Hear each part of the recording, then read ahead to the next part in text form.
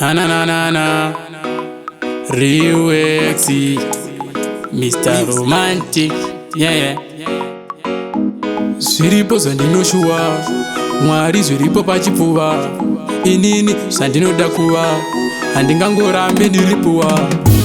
Ishe ndiriniko Pazvichaita, zvangu zvanyanya izi hazvichaita. Life yekutambura unomfita, kana uriwe upenyu hwacho ndakuita. Baba ndiriniko Pazvichaita, zvangu zvanyanya izi hazvichaita. Kana iriyo life yacho ndakuita, upenyu hwekutambudzika haunamfita. Takudawo mwenje murima, zvese zviripo ndichifamba nepima. Domboko wazvandakasima, faninge java doita mapisarema. Ipapo ishe zvese zvomboitapo, motipa mablessings ovhurika mado. Vavengi vangu vombozvimba pipo, tsoro dzangu dzombobuda bobo.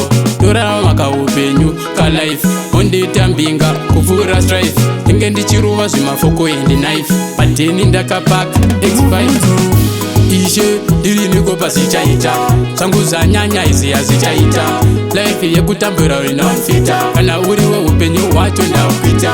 Baba ndiriniko Pazvichaita, zvangu zvanyanya izi hazvichaita. Kana iriyo life yacho ndakuita, upenyu hwekutambudzika haunamfita. Zviripo zvandinoshua, Mwari zviripo pachipfuva. Inini zvandinoda kuva, handingangorambe ndiripuwa. Ndazama zvese, pakaoma ndapinda pese. Kumaso wetapedza ese, manamato zvayapera yese. Inga ndoshanda wani, pavanomuka ndomuka wani. Upenyu hwacho haasi mafani, dai maitawo zvamboita nani. Ishe ndiriniko Pazvichaita, zvangu zvanyanya izi hazvichaita. Life yekutambura unomfita, kana uriwe upenyu hwacho ndakuita. Baba ndiriniko Pazvichaita, zvangu zvanyanya izi hazvichaita. Kana iriyo life yacho ndakuita, upenyu hwekutambudzika haunamfita. Takudawo mwenje murima, zvese zviripo ndichifamba nepima. Domboko wazvandakasima, faninge java doita mapisarema. Ipapo ishe zvese zvomboitapo, motipa mablessings ovhurika mado. Vavengi vangu vombozvimba pipo, tsoro dzangu dzombobuda bobo. Torarama makaupenyu kalife, mondiita mbinga kupfuura strife. Ndinge ndichiruva zvimafoko endi knife, pateni ndakapaka X5.